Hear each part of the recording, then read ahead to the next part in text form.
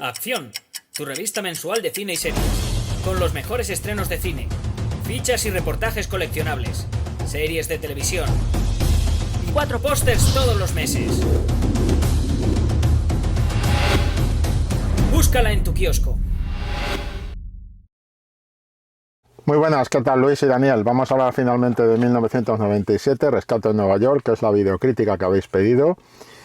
Y antes decir, como siempre, los avisos. Primero, que esto es un vídeo de la revista Acción, Acción Cine y Acción Televisión, un mensual que podéis encontrar en kioscos y que cada mes os trae información, noticias, reportajes, entrevistas, críticas, opinión y demás, junto a una importante entrega de coleccionables.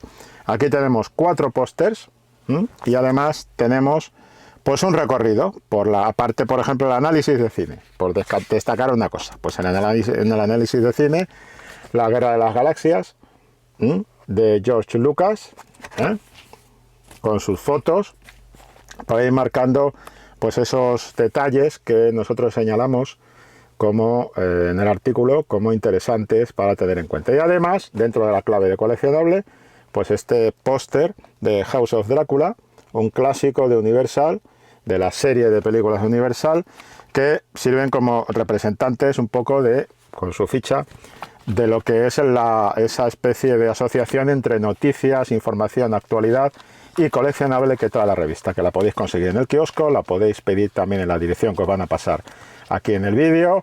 Y otro aviso, esto es un vídeo con spoiler, vamos a hablar de 1997, Rescate en Nueva York, de John Carpenter, y podemos hacer spoiler, podemos revelar cosas. Y si os gusta podéis darle a like y os podéis suscribir al canal. Dicho todo esto, como he comentado, tengo aquí la chuleta informática de ordenador porque he sacado una serie de fotos de la película para poder hablar sobre ella. Así que Luis y Daniel, vamos a empezar con 1997, Rescate en Nueva York. Y simplemente, pues nada, señalar un poco el momento en que surge la película. La película es de 1981. Esto significa que estamos ya en la década de los 80, con la década de los 80 recién estrenada, y es una película que encaja perfectamente en la propuesta de cine de diversión que nos hace en esas fechas, que nos hace digamos, el cine estadounidense. Es decir, es un cine de puro esparcimiento, de evasión, de disfrute. Es un cine que va a trabajar mucho los géneros, y cuando digo que los va a trabajar quiero decir que los va a reconstruir, los va a remodelar, los va a revisitar, los va a homenajear, y todo eso está en Rescate en Nueva York. Ahora veremos con qué claves genéricas. Y es un cine que va a marcar décadas posteriores de este tipo de película de entretenimiento. Y por ejemplo, en el caso de 1997, Rescate en Nueva York, tenemos dos hijas destacadas de esta película, que son casi derivadas directas, o por lo menos así me lo parece a mí. La primera es MS1, Máxima Seguridad, película de 2012, protagonizada por Guy Pearce y Maggie Grace, y Peter Stormare también estaba por ahí. Y es una película dirigida por James Mather y Steve St. Leger. Es una producción de Luc Besson, en la línea de las producciones del director y productor francés Luc Besson, que siempre se ha mantenido muy cerca de lo que son los grandes éxitos del cine estadounidense. MS1, Máxima Seguridad, no es tan buena como 1997, Rescate en Nueva York, que es la película que le sirve como modelo, pero es bastante entretenida y tú vas a ver perfectamente las similitudes, vosotros vais a ver perfectamente las similitudes si le echáis un vistazo a la película esta que os digo. Y después hay otra heredera directa, que es el spin-off de Walking Dead, de la serie de Walking Dead, que transcurre en Nueva York. Se titula Dead City, Ciudad Muerta. Que es claramente otra vez, porque además ahí hay homenajes claros por ángulo de cámara, posicionamiento, composición del plano, y no solo porque los protagonistas tengan que meterse en una Nueva York infestada de zombies que está cuidadosamente aislada. Es decir, es claramente no ya mimética, sino es una heredera directa, que además lo reconoce así en sus planos, en su lenguaje, en su manera de plantear las cosas. precisamente con Negan y con Maggie, protagonistas dos de los protagonistas de Walking Dead, metidos de cabeza en la ciudad de Nueva York para rescatar a alguien. Es el mismo argumento que tiene MS1, máxima seguridad, donde trasladamos la ciudad de Nueva York a una plataforma espacial y demás, que sirve como cárcel, a una cárcel espacial en el espacio exterior. Y es el mismo argumento, es decir, estamos jugando siempre con el código argumental que trabajó, iba a decir Howard Hawks, ahora voy con Howard Hawks, que trabajó John Carpenter en 1997, Rescate de Nueva York. O sea que la herencia es clara. Y he dicho Howard Hawks porque es el gran director, digamos, fuente de inspiración para John Carpenter. Dicho por él mismo, con una película emblemática de Howard Hawks, que es Río Bravo, sirviéndole como modelo incluso en uno de sus primeros, digamos, en la película en que empieza a llamar la atención John Carpenter, que es Asalto a la comisaría del Distrito 13. Y partiendo de ahí, que no es su primera película, pero partiendo de ahí, se juega con esa base de lo que es un western como emblema genérico del cine de este director, del cine de John Carpenter, un emblema genérico que está también muy presente en Rescate en Nueva York. Y vamos a ver cómo incluso dentro de ese western ahí se juega con la variable. Primero que Kurt Russell interpreta a Plisken. Plisken, alias el Serpiente, es un personaje que tiene una doble inspiración, en mi opinión, o en mi sospecha, mejor dicho, y esto es pura especulación quizá de las referencias o del dominio de referencias de cómic, que también está ese dominio de referencias de cómic que está también en la película, porque yo creo que Plisken el Serpiente deriva, por un lado está claramente que es un forajido del western, del género western, un forajido clásico del western, pero además es una variedad, un forajido que tiene mucho que ver con uno de los grandes personajes, o por lo menos es ligeramente espejo o mimético, si se quiere, de un personaje, de los grandes personajes que interpreta Clint Eastwood en los 70, que es el fuera de la ley, precisamente. Y después tiene otra fuente de inspiración, o por lo menos yo sospecho o especulo que tiene esa otra fuente de inspiración, que deriva de un personaje icónico del cómic, que claramente es Nick Furia.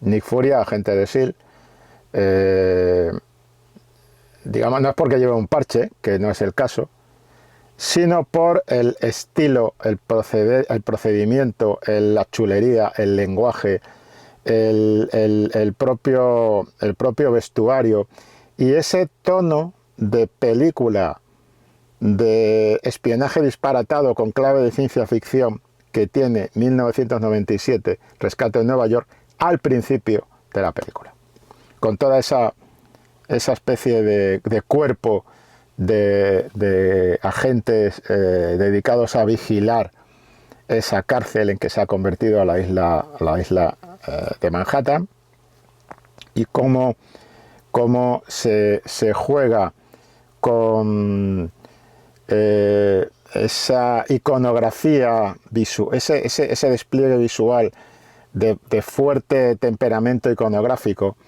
que de alguna manera remite. Tú ves el diseño visual de Plisken el Serpiente y claramente es un personaje que parece sacado de los cómics de Nick Furia de los años 60 y 70. Por aquí yo no sé si tengo a Nick Furia a mano, veo que no, entonces no voy a intentar sacar el cómic, por eso sería complicado, y rebuscar por aquí por la Payancueva, ese no es el motivo de este vídeo.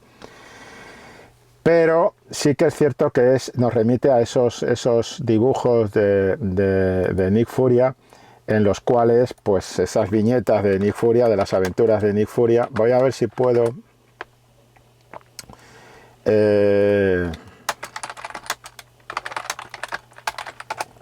localizar un poco para que veamos a qué me estoy refiriendo, porque tampoco me gusta ir aquí en falsete, y a ver si puedo conseguir lo que es un buen dibujo de Nick Furia que te pueda mostrar. Pues por ejemplo, aquí tenemos uno original de la revista de los años 70, donde vemos el Nick Furia. A ver, no quiero que tenga tampoco ningún... Donde vemos el Nick Furia original. Y de todas formas os voy a proponer que lo busquéis vosotros. Lo único que tenéis que buscar es Shield, la organización esta de Marvel, Shield, cómics de los 70, Nick Furia. Ponéis esto en los buscadores y os va a salir. Yo no lo voy a poner aquí, lo tengo aquí delante ahora mismo, la imagen que quería mostrar. Es un Nick Furia acompañado de sus colegas, con una gran bandera estadounidense detrás.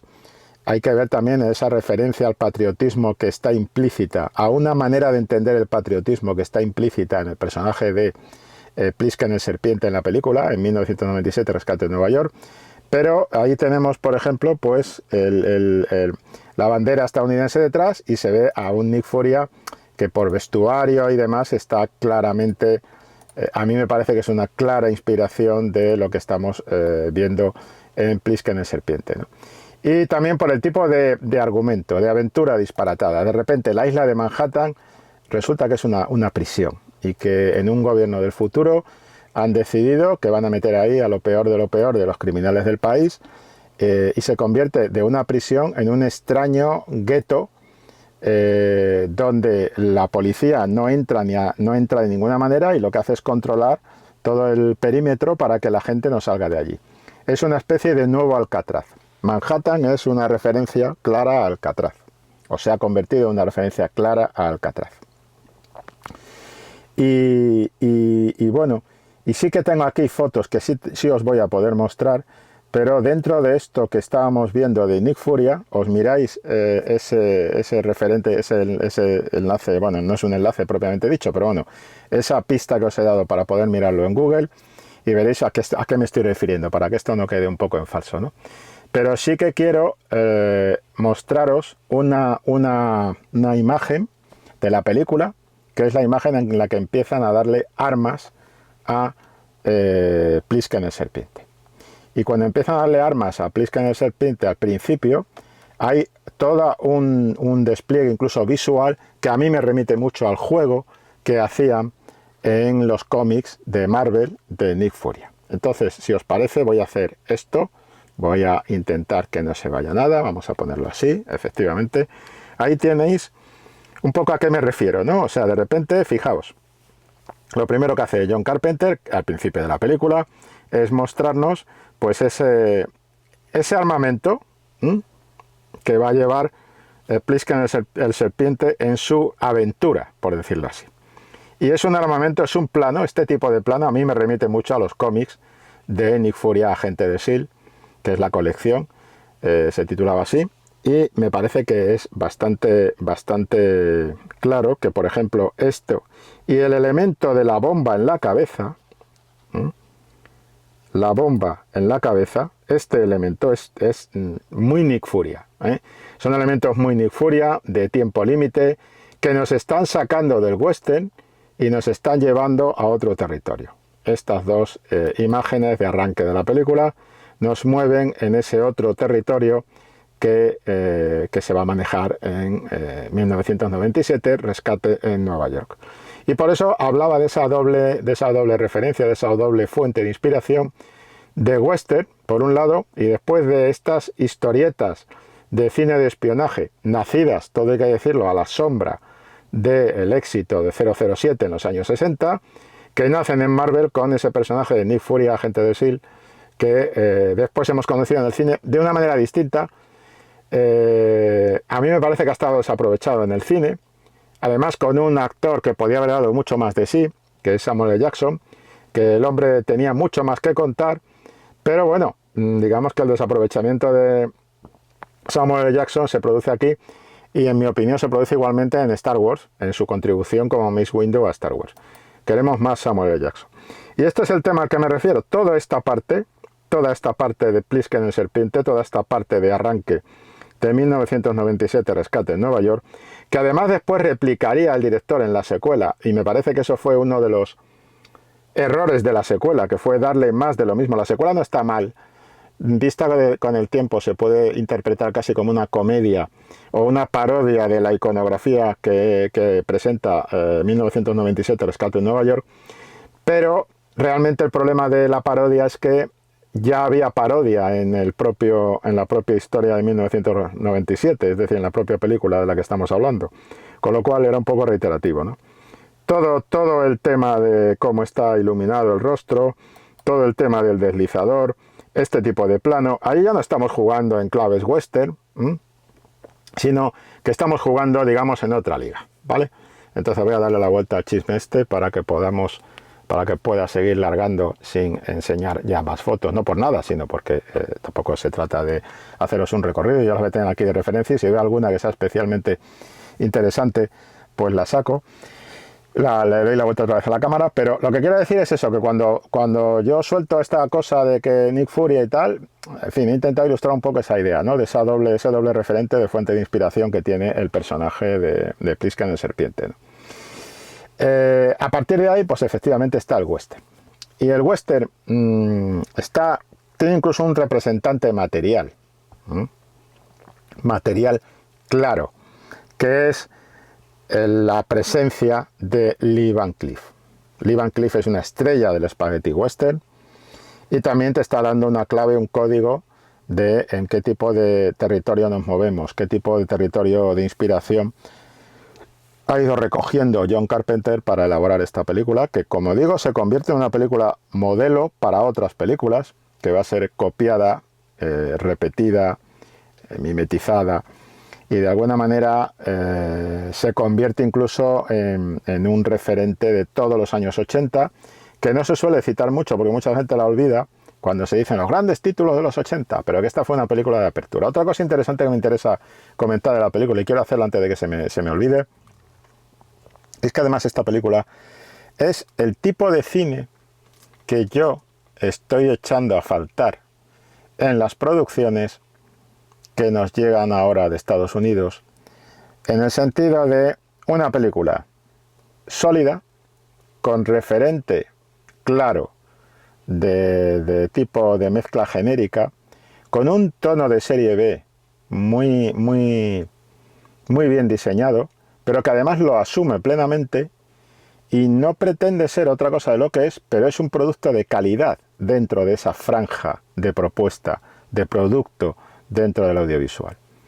Creo que hoy en día este cine ha caído en manos de mucho aficionado en el que pesa más el friquismo que realmente la profesionalidad, el talento narrativo, cosa que no ocurría con John Carpenter, es decir, se puede ser friki, no pasa nada.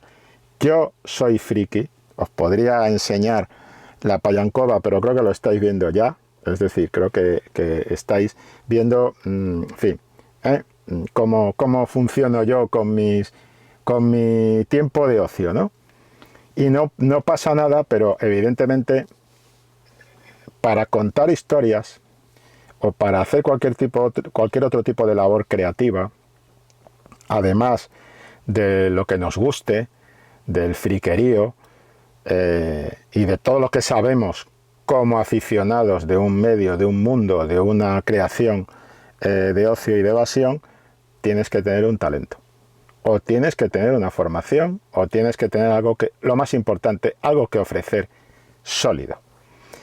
Creo que hoy en día, además, hay mucha gente metida en este ajo, en este cocido, que, bueno, directamente van buscando más la clave alimenticia pura y dura, sin sentirse realmente implicados, sin disfrutar, sin vivir, sin gozar esa experiencia de contar una historia que es pura evasión y entretenimiento de serie B, con personajes extremos y situaciones extremas y disparatadas, o bien realmente disfrutan con ese tema, pero se meten en un territorio que realmente tampoco dominan, porque no tienen un talento creativo especialmente llamativo.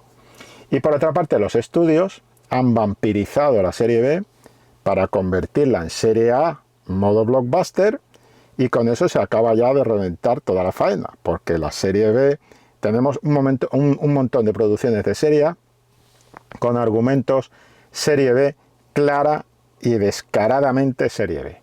Y os voy a poner un ejemplo. Fast and Furious. Toda la serie de Fast and Furious es una serie B, toda la saga, una serie B, pero respaldada con inversiones, no al principio, pero cuando tiene éxito, a partir de ahí empiezan a meterle dinero, y claro, no es que a la serie B le venga mal el dinero, ni mucho menos, pero hay que reconocer que en esa inyección de dinero también viene incorporado una exigencia legítima exigencia por parte de los estudios de cumplimentar una serie de características que a la serie B no le sientan nada bien. Por ejemplo, la primera y principal es que si te meten una gran inyección de dinero, hay una serie de cosas que no vas a poder hacer porque te van a obligar a que tengas una propuesta que sea accesible para la mayor cantidad de público posible, con lo cual eso va a limitar cuestiones de violencia, cuestiones de lenguaje, cuestiones de abordaje de determinados temas que tienen que ser, no digo que para niños, pero sí de manera más generalizada, pues por lo menos que para adolescentes acompañados. Y claro, ese no es el nivel en el que se mueve la serie B. La serie B es una propuesta más atrevida, que se mete en charcos, que improvisa, que desde su poca necesidad de presupuesto está más liberada que lo que te puede dar hoy en día un presupuesto de serie A, de blockbuster, metido en respaldo de argumentos, personajes, situaciones, etcétera, que son serie B. De todo este paisaje se deriva que de alguna manera el tipo de película que era 1997, Rescate en Nueva York, por ejemplo, o en su momento, bueno, el propio Carpenter incurrió en ese territorio de complicado de este choque serie A pero con pasta de serie B, o sea, serie B con pasta de serie A, con Gran Golpe en la Pequeña China. Y Gran Golpe en la Pequeña China no funcionó bien en taquilla, después se ha convertido en un título de culto, pero la propuesta que tenía, digamos que no respondía. El propio Vin Diesel se enfrentó también con algo parecido en la secuela de Riddick, en las crónicas de Riddick. La primera película, Pitch Black, de ese personaje era serie B, con códigos de serie B y tal, y presupuestos ajustados a la época, pero en todo caso manejables dentro de lo que es inversión. No era un blockbuster, no era una superproducción, pero en la segunda se juega esa baza de ahora tenemos dinero, vamos a gastar más pasta, pero nos mantenemos todavía con códigos de serie B, pero vienen las exigencias de la serie. No sé si me explico. Bien, pues este tipo de película en 1981 tenía otro tipo, era otro tipo de sociedad, también hay que decirlo. Y el cine en realidad es hijo de su época, de su sociedad y del momento en que se crea. Por lo tanto, en el fondo, tampoco podemos exigir ahora y decir, no, pero es que, hombre, estas películas de los 70, de los 80 que se echan de menos, ya, amigos, amigas, pero es que ya no son los 70 ni los 80, que estamos en 2023. Es decir, no pidamos cosas que no... Y en nuestra época se hacen cosas majas y simpáticas y en esta línea, ¿no? Lo que pasa que, claro, muchas veces dices, bueno, pues echo de menos que haya más este tipo de producto que antes estaba más presente en las pantallas. También es cierto que con la serie B también irrumpió en los años 80 toda esa producción de Canon Group, que era ya otro tipo de cosa de lo que estoy planteando yo aquí, o sea, en calidad se producía un poco deriva y tal. Y Carpenter, insisto, ha sido uno de los que se ha mantenido en esa lucha de serie B durante toda su carrera y que se ha enfrentado a casos justo de todo esto que está comentando, por ejemplo, en otra de sus grandes películas, que es La Cosa, el enigma de otro mundo, La Cosa de John Carpenter, que tenía un presupuesto ya importante, que salía de la línea de salida en la carrera hacia la taquilla con la sombra importante de Alien detrás, y que claramente John Carpenter no quería hacer una secuela de Alien, no tenía intención de... Hay que decir que en el territorio serie B, traducida a serie A, hay un señor, un director que lo clavó en su momento, lo clavó totalmente, que es James Cameron, que un poco sería el modelo de decir, ojo, de la misma manera que Christopher Nolan es, junto con Denis Villeneuve, un director que demuestra que se puede trabajar para el blockbuster reteniendo características de autor, pues de la misma manera viene James Cameron y demuestra que se puede manejar un presupuesto de serie A o de blockbuster y mantenerte dentro de parámetros narrativos de personajes, situaciones y demás de serie B.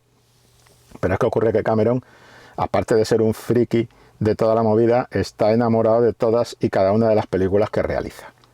Ese enamoramiento, esa pasión por lo que hace, es lo que yo en algunas ocasiones pues echo de menos en algunas de las propuestas que nos vienen de este tipo de producto, ¿no?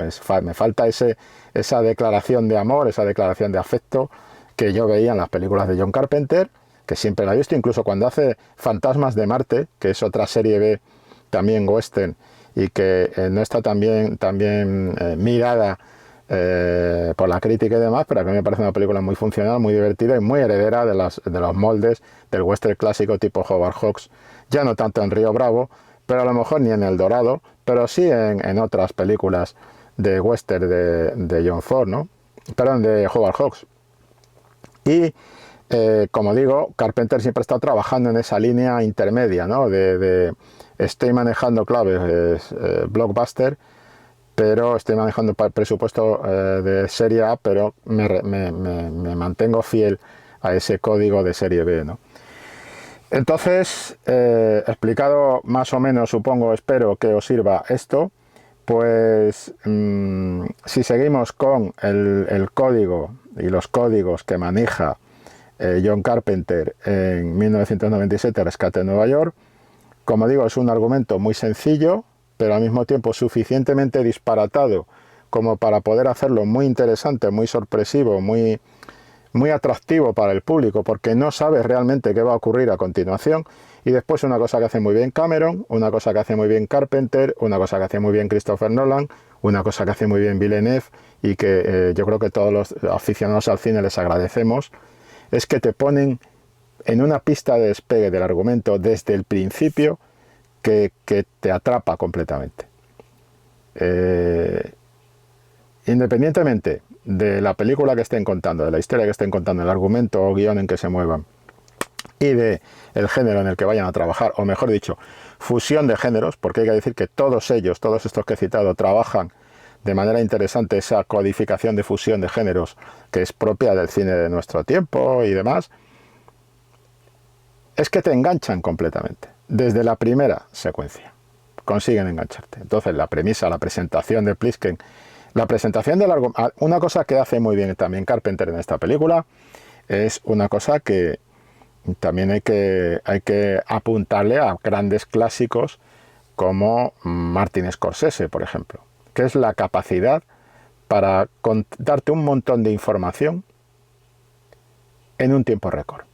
De manera que tú a los 3 minutos de película estás totalmente metido en la película. Y tenemos ese plano, ese excelente plano de la isla de Manhattan convertida en el nuevo Alcatraz, donde aparecen ya, digamos, todos los códigos que van a manejarse esenciales en la situación de personajes y en la película. Creo que eso hay que valorarlo. Creo que eso te demuestra a un veterano, un profesional, un tío que ha madurado el tipo de materia creativa con la que trabaja, y creo que eso es lo que hacían los grandes clásicos. Cuando tenemos un lenguaje clásico del cine es que en el primer plano de la película ya te están enganchando, y en el segundo plano de la película ya directamente te tienen no solo atrapado, sino que encima te están dando información, pero vamos, por un tubo, incluso utilizando a lo mejor solo títulos de crédito. Estás situado en la acción rápidamente, algo que hace muy bien el buen cine estadounidense, y es lo que les permite triunfar a nivel de producto audiovisual en todo el mundo. Desde que empieza cualquier relato audiovisual que te hagan, si son buenos, porque después está lo que es el montón, la morralla y todo esto, hay de todo, pero si son buenos, que están muy bien trabajados, te van a meter rápidamente en la historia y estás enganchado en esa historia, y eso lo hace muy bien John Carpenter en esta película, que es modélica en ese sentido. Con muy poco tenemos que tener en cuenta que es una película que tampoco dura tanto, es un poco más de hora y media. Te ha contado perfectamente todo rápidamente, te define perfectamente Plisken, quién es Plisken el serpiente, te definen el carácter del personaje simplemente con 3 o 4 diálogos con Lee Van Cleef y con la chulería de macarra que se maneja, te han dado el pasado del personaje, y en todo eso Carpenter te ha dejado un montón de flecos que quedan colgando ya desde el principio en la historia y que te han definido todo un mundo, como invitándote a explorar ese mundo con tu propia imaginación, porque eso no va a estar contado en la película. La película tiene su argumento perfectamente cerrado, que es la misión para rescatar al presidente. Ya está. Pero todos los flecos que te va dejando Carpenter desde el primer momento te hacen pensar en un montón de posibilidades narrativas, en un mundo completo, y de repente te ha creado un mundo así. Hay que apuntarle algo parecido también en esa contundencia. Por ejemplo, pensad en el arranque de, antes que he dicho en la revista, por citar una de las que he dicho, la Guerra de las Galaxias. En la Guerra de las Galaxias empieza la película y tú ya estás metido totalmente en la película. ¿Dónde? ¿Cómo? Estás metido en toda esa mitología, con las letras que han aparecido al principio, como pasa aquí en John Carpenter, esa presentación a través de las letras. Y aquí tenemos la imagen clave que todo esto te da en el arranque de la Guerra de las Galaxias de Star Wars, episodio 4, te da la codificación de todo lo que hay. Hay mucho en común entre la manera de contar, de esta manera rápida, contundente que cuenta 1997 con Star Wars, con el estilo que impone George Lucas cuando ya da comienzo y abre oficialmente la era blockbuster con Star Wars, que curiosamente es otro ejemplo de esto que decía antes, es decir, Star Wars es serie B total, bebiendo de las series de Flash Gordon, de los seriales, de la Space Opera, y no tenía un gran presupuesto. Tenía menos presupuesto, tenían 11 millones y pico, me parece que eran, no tenía gran presupuesto. A partir de ahí, Lucas se enfrenta al reto de engordar, de un presupuesto mucho más amplio en las posteriores, y eso, en cierto modo, va perdiendo la pureza. Aunque lo hizo muy bien, ya no dirigiendo él, pero lo hizo muy bien como productor en la secuela del episodio 4, en El Imperio Contraataca, que no por casualidad sigue siendo, en mi opinión, la mejor película de toda la saga de Star Wars, en cine, en televisión y en lo que queráis. El Imperio Contraataca no ha sido superada, en mi opinión. Y manejaba estos códigos de mezcla, de fusión, que son el alma también de 1997, Rescate en Nueva York, ¿no? Y a partir de ahí hay una serie de planos que si os parece, bueno, yo los voy a repasar así brevemente con vosotros, pero que me parece que son claves para explicar por qué esta película es icónica, por qué esta película ha conseguido convertirse en un esencial del cine de la época.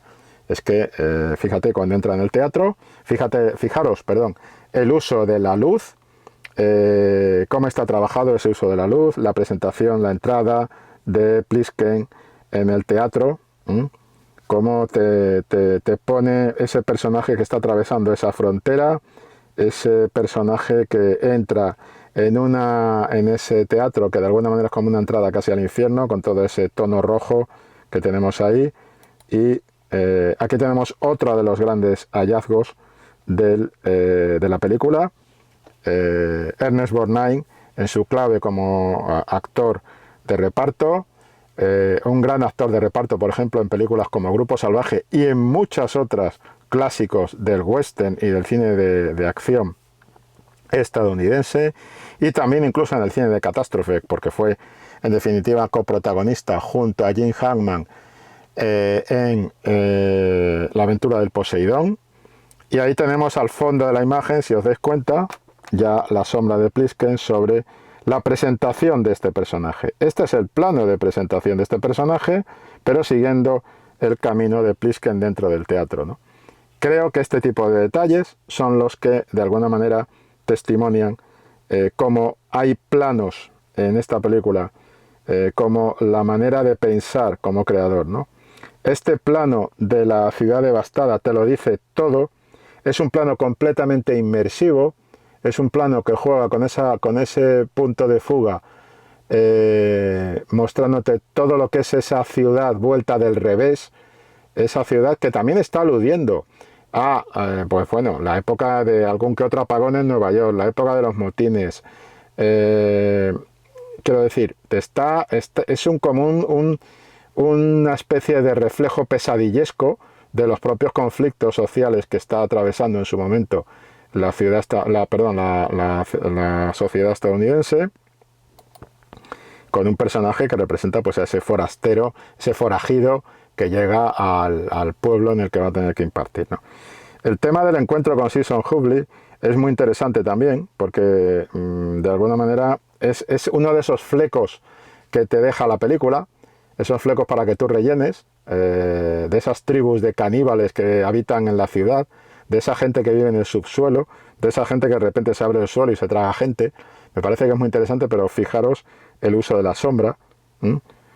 Antecediendo, esto es un fragmento que es la parte de terror que marca también la película, porque como he hablado antes, estamos hablando de una película de fusión de géneros. O sea que eso también hay que tenerlo presente, ¿no? Y este es el momento, fijaos en las sombras aquí de los agresores, donde John Carpenter juega esa baza de, sí, he empezado como mi personaje es como un forajido del western, mi película es como al principio con una especie de misión imposible con espía y bomba, tipo Nick Furia, tipo agente de S.H.I.E.L.D., y a partir de ahí pues voy a meter unas gotas de terror y vamos a meternos después hasta las trancas en la ciencia ficción. ¿Cómo domina la parte de carácter infernal de la película? ¿Cómo es ese descenso a los infiernos? Que es lo que te está vendiendo, digamos, al laberinto del infierno, que es lo que te vende Carpenter, y cómo tenemos ese descenso por las escaleras con este personaje, con esa llama, no solo con la foto, no solo con la luz, sino con esa llama que parece invitar a un paseo por las catacumbas y a encontrarnos con otro de los grandes personajes, Harry Dean Stanton, que es el Cerebro, que es uno de los grandes personajes de la filmografía de Stanton, en una intervención muy breve, muy breve, que es una especie de, parece estar sentado como en un trono. Aquí al lado tiene todo el mapa de Nueva York y es el que van buscando para que les dé una vía de salida de ese Nueva York, digamos, aislado y dominado por tribus.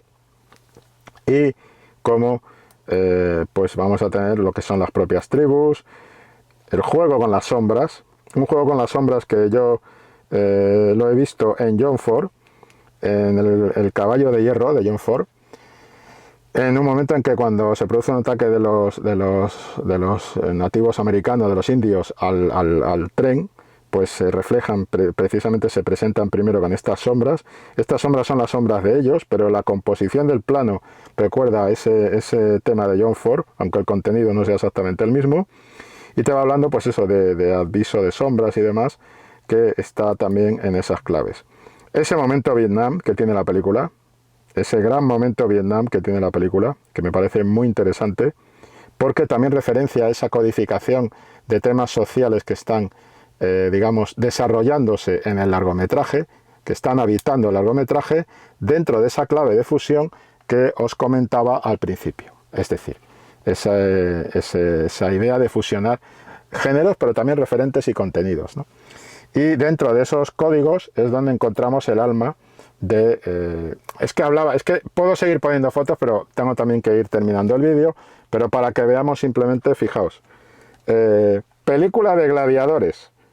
Es que no se priva de nada a la hora de fusionar géneros John Carpenter en esta película, y que es muy superior a su secuela, todo hay que decirlo, y que es una película que si tuviera que buscarle pareja, yo diría que hay un trío. En vez de pareja, buscamos un trío, ¿vale? Creo que hay un trío perfecto de películas en esta línea. Una es Warriors, Los Amos de la Noche, de Walter Hill. La otra sería 1997, Rescate de Nueva York, de la que estamos hablando. Y la otra sería Mad Max 2, El Guerrero de la Carretera. Creo que esas tres películas forman una trilogía perfecta, un trío perfecto de todo esto que estamos hablando sobre 1997, Rescate de Nueva York. Y después sí que os digo que os fijéis en el desenlace, en el último encuentro de Plisken con el personaje de Lee Van Cleef, y en cómo juega John Carpenter con el desenfoque de la bandera que está al fondo, tras Plisken, detrás de Plisken, cómo nos muestra a Lee Van Cleef digamos, con su sombra detrás, sobre un muro, como todo el aire que tiene el personaje de Plisken, que ha recobrado su libertad, le falta al personaje de Lee Van Cleef, que está como atrapado contra una pared y con su sombra detrás, porque se está convirtiendo en sombra, y cómo la bandera estadounidense está presente en ambos planos, en los planos de los dos personajes, y después hay un plano general de los dos juntos, donde vemos cómo Plisken es libre, aunque va a correr riesgos, e inicia una aventura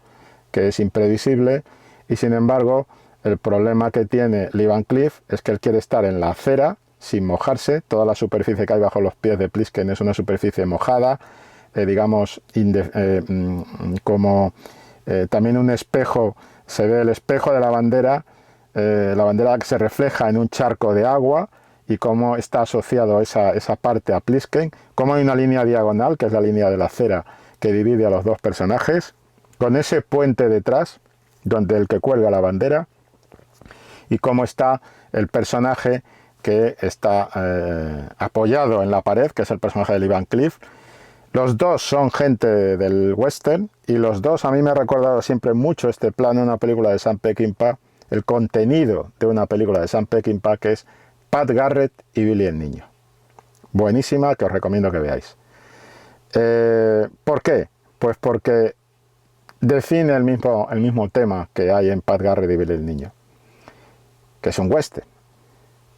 Plisken es el equivalente a Billy el Niño, es decir, el forajido, irreductible, el rebelde eterno, que decide seguir viviendo su aventura y defendiendo una manera de entender los Estados Unidos que choca frontalmente con la manera oportunista, arribista de Pat Garrett, que en este caso sería Lee Van Cleef, que es el tipo que es amigo o era amigo de Billy el Niño, pero acepta una función como sheriff para cazar al forajido Billy el Niño, al rebelde Billy el Niño, y trepar por el sistema. Aquí pasa algo parecido, es decir, este plano define algo parecido, ¿no? Y me parece que es interesante sacar esta referencia que estaba comentando dentro de la fusión de géneros y todo esto, ¿no? Y nada más, yo creo que aquí podemos cerrar un poco este comentario. Gracias por la paciencia que habéis tenido. Ya sabéis que hemos tenido un atasco importante, y asumo mi parte de culpa en ello con las videocríticas a la carta, pero también es cierto que esto deriva de una decisión que podemos juzgar acertada o no, pero que es la que yo tengo, que es trabajar con cariño. Eso que hablaba antes de bien ser friki, bien tener afecto, pero además ser un poquito profesionales y currarse las cosas, ¿vale? Y yo creo que las películas hay que volver a verlas, las películas hay que sacar fotos si es necesario, las películas hay que analizarlas bien, porque creo que hacéis un esfuerzo que tenemos que agradeceros, y creo que la mejor manera de agradeceros ese esfuerzo y vuestra paciencia y demás es intentar dar todo lo que podamos en las videocríticas. Creo que tanto mis compañeros como yo estamos en esta línea, y eso pues requiere tiempo, requiere ver la película otra vez. Esta película ya la he visto muchas veces, me la sé de memoria, pero aún así, hasta para hacer esta videocrítica vuelvo a verla. ¿Por qué? Pues porque aunque crea que lo tengo todo sabido y visto, y eso vosotros que sois aficionados lo sabéis, siempre descubres cosas nuevas en las buenas películas, en las películas que te gustan, en las películas que de alguna manera se han convertido en películas icónicas de tu propia cinefilia. Y como siempre descubrimos cosas nuevas, a mí me gusta aportar todas las que pueda a las videocríticas que hacemos aquí. Y dicho esto, pues aquí lo dejamos. Lo dicho, muchas gracias por vuestra paciencia y muchas gracias por pedir la crítica, evidentemente. Y nos vemos en otra. Luis, Daniel, hasta luego. Acción, tu revista mensual de cine y series, con los mejores estrenos de cine, fichas y reportajes coleccionables, series de televisión y 4 pósters todos los meses. Búscala en tu kiosco.